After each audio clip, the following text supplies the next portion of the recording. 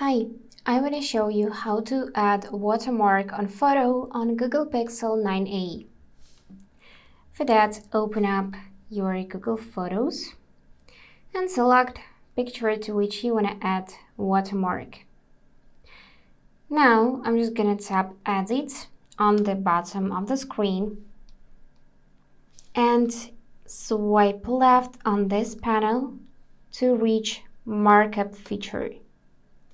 Now tap on Text and enter content of watermark. So just enter something you want to see as your watermark, like that. Then pick color and then tap on the screen to add this one to your photo.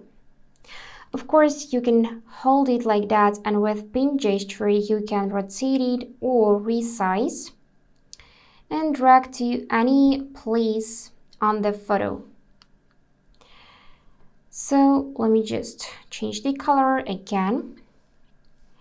And now to save changes, we just need to tap this option down on the bottom of the page and tap Save Copy.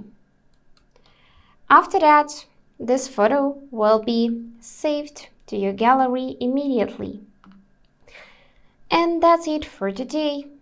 If this video was helpful, consider subscribing to the channel. And I wish you all the best. Bye bye.